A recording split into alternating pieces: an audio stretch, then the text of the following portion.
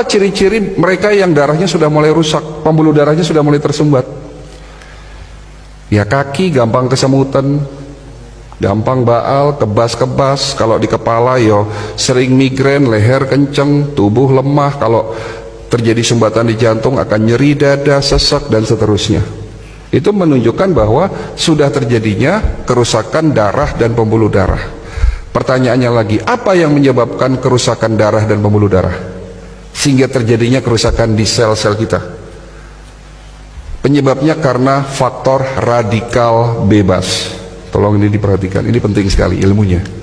Radikal bebas. Radikal bebas itu satu molekul yang kehilangan pasangan elektronnya, sangat reaktif. Kalau nempel di sel, sel kita rusak. Entah itu sel darah merah, entah itu sel darah putih, di mana sel darah putih kita tahu sebagai antibodi tubuh kita, entah itu di pembuluh darah.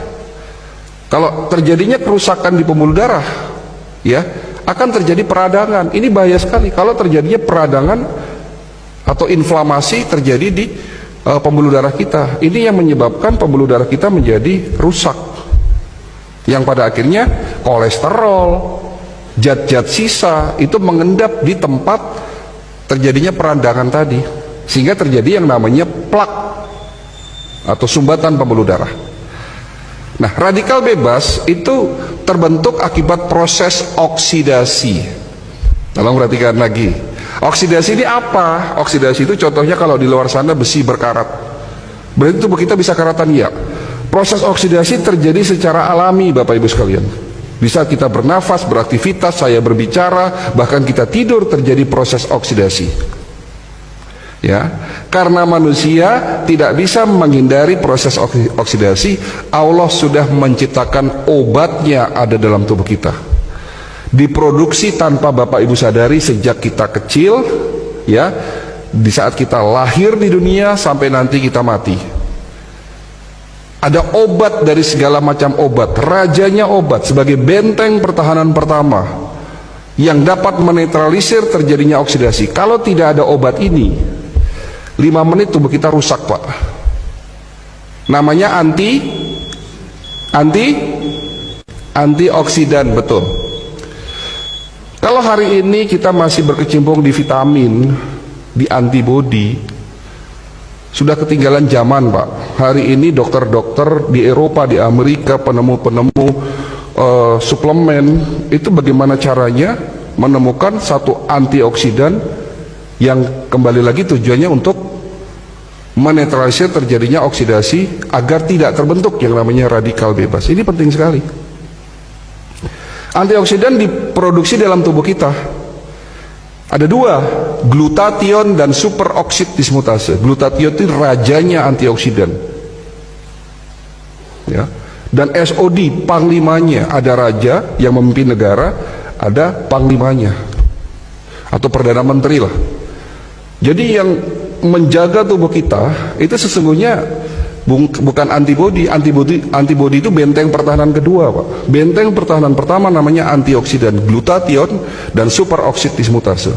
Namun setelah usia Bapak 40 tahun, produksi antioksidan, glutathione dan SOD menurun. Makanya itulah yang disebut tua. Menurunnya produksi antioksidan. Sehingga pada saat usia 40 tahun dan terus bertambah, terjadinya oksidasi yang tidak diimbangi dengan produksi antioksidan, sehingga terbentuk yang namanya radikal bebas. Dan radikal bebas inilah yang mulai merusak pelan-pelan sel-sel tubuh kita. Sudah mulai jelas ya, Pak? Sudah mulai jelas ya? Oke. Tapi Allah Maha Baik. Allah bukan hanya menciptakan antioksidan dalam tubuh kita, tapi juga sudah menyiapkan plan B-nya. Menciptakan antioksidan ada di sekitar kita sebagai obat, sebagai penawar. Ada di mana? Ada di buah dan tanaman herbal. Yang dimana antioksidan itu disebut sebagai prajurit-prajurit antioksidan. Jenisnya ada ratusan. Contoh, resveratrol, antioksidan yang dapat mencegah dan mengobati penyakit darah dan jantung, stroke, ada di buah yang berwarna merah keungu-unguan. Buah apa itu?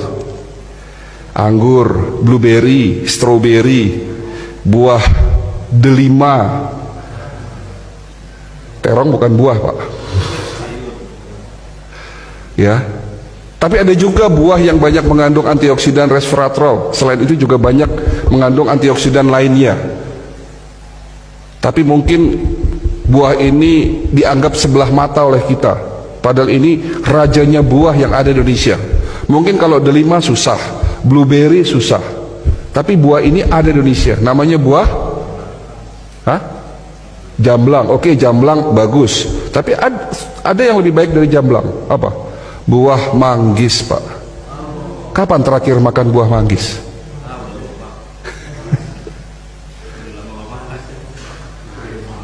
Antioksidan namanya lycopene, dapat mencegah penyakit prostat. Bapak-bapak yang sudah mulai susah kencing nih, kencingnya tidak tuntas, netes lama, kemungkinan sakitnya prostat, dapat dicegah, diobati oleh lycopene. Ada di mana? Buah tomat dan semangka.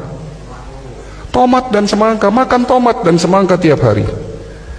Antioksidan namanya bromelin, dapat mencegah penyakit kanker, tumor payudara. Ada di mana? Buah nanas.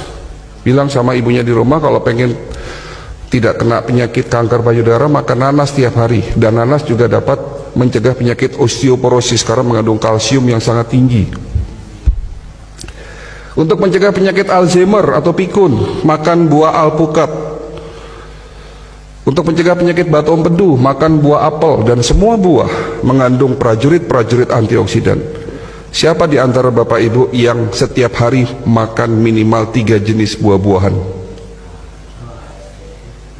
Siapa di antara Bapak Ibu yang dalam waktu 1 minggu tidak makan goreng-gorengan? Siapa di antara Bapak Ibu yang di rumahnya tidak punya mie instan? Yang di rumahnya tidak punya mie instan, tunjuk tangan. Dan siapa di antara Bapak Ibu yang sudah meninggalkan gula pasir? Inilah jawaban kenapa masyarakat kita banyak yang sakit.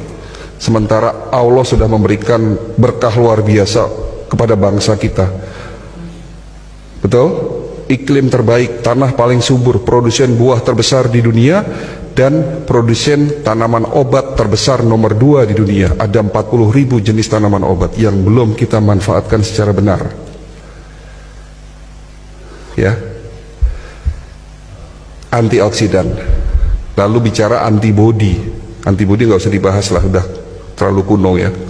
Tapi itu juga penting, di mana benteng pertahanan kedua adalah antibodi, dan benteng pertahanan ketiga, ya, proses yang paling penting dari semuanya itu adalah regenerasi sel. Kenapa penyakit diabetes nggak bisa sembuh-sembuh? Ya karena obat yang selama ini kita minum hanya sekedar nurunin gula. Tapi yang harus dilakukan, lakukanlah pengobatan secara holistik. Dibersihkan tubuh kita dari radikal bebas, dinetralisir proses oksidasinya, tentunya dengan herbal golongan fitofarmaka yang mengandung senyawa aktif antioksidan, ya. Lalu dikuatkan imunitasnya dan diberikan herbal atau suplemen yang memiliki fungsi regenerasi sel. Itulah holistic integrated medicine.